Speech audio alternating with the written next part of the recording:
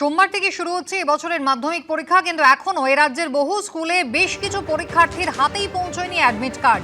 এই admit card বিভ্রাট কত দ্রুত কাটবে তারই অপেক্ষায় রয়েছে বহু মাধ্যমিক পরীক্ষার্থী। জল আসে না কলে, ঝরঝরিয়ে হরদম জল কেএসবি পাম্প হলে। বিদ্যুৎ সাশ্রয়কারী জার্মান টেকনোলজিতে তৈরি কেএসবি পাম্প। জলের প্রবলেম সেটা আবার কি? কথা বলবো আমাদের প্রতিনিধি সৌভিক মজুমদার রয়েছেন। সৌভিক, কলকাতা হাইকোর্টের নির্দেশে গতকাল সন্ধ্যা থেকে ফের মধ্যশিক্ষা পর্ষদ পোর্টাল চালু করেছে, কিন্তু সমস্যার কি সমাধান হয়েছে? কলকাতা হাইকোর্টের নির্দেশ ঠিক কি?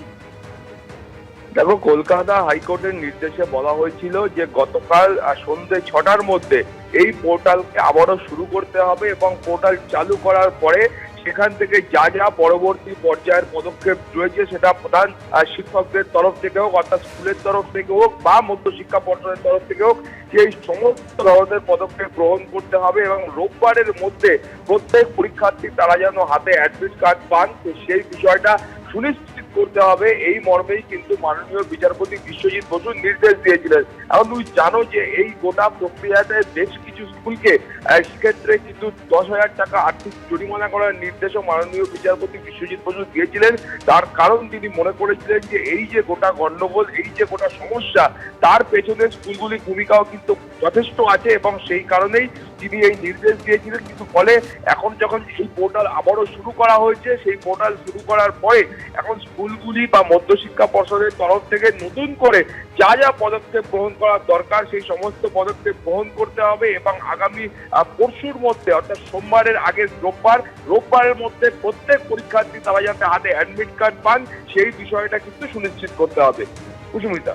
সৌভিক, ধন্যবাদ। সারা বছর লেখাপড়া করে আদৌ পরীক্ষায় বসতে পারবে কিনা তা নিয়ে এবার মাধ্যমিক পরীক্ষার্থীদের অনেকের মধ্যেই অনিশ্চয়তা তৈরি হয়েছে। পশ্চিম মেদিনীপুর জেলার গোকুলপুর বিধানচন্দ্র বিদ্যাভবন হাই স্কুল, এই স্কুল থেকে এবার মাধ্যমিক দেবে 297 জন পরীক্ষার্থী।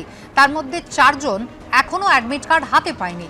পরীক্ষার্থী শুভজিৎ সাউয়ের বক্তব্য, 6 ডিসেম্বর সে ফর্ম ফিল আপ করেছিল, সোমবার থেকে পরীক্ষা, কিন্তু এখনো অ্যাডমিট কার্ড তার হাতে পৌঁছয়নি। তার একটাই আর্জি, যত দ্রুত সম্ভব অ্যাডমিট পৌঁছে দেওয়া হোক তার কাছে।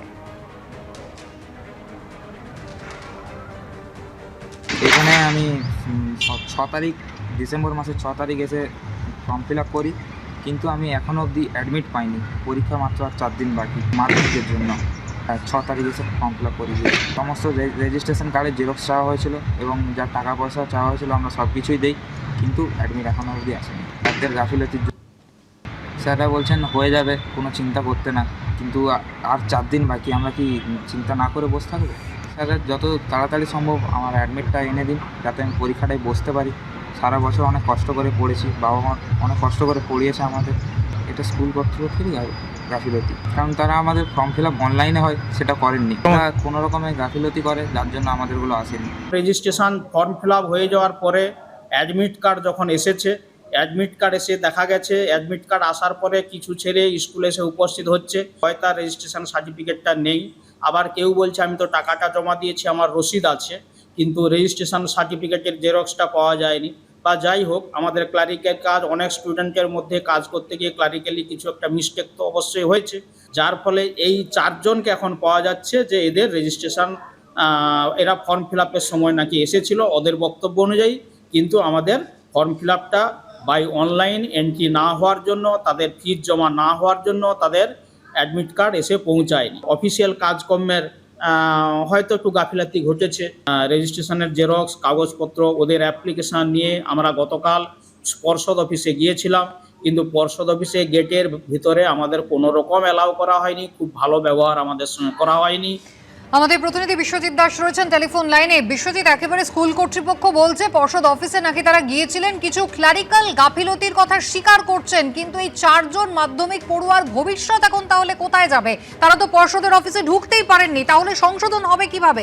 সমস্যার সমাধান কিভাবে করবেন, জানা গেছে কিছু?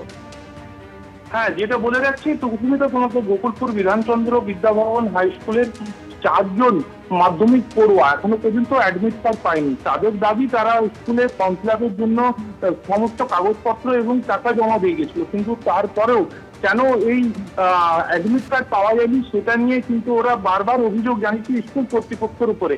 স্কুল কর্তৃপক্ষ প্রধান শিক্ষক এই কথা স্বীকার করে নিয়েছে কি স্কুলের গাফিলতি রয়েছে এই ব্যাপারে, কিন্তু তা সত্ত্বেও তারা পর্ষদ অফিসে সমস্ত ধরনের কাগজপত্র জমা দিতে গেছেন, কিন্তু সঠিক এখনো পর্যন্ত উত্তর পাওয়া যায়নি।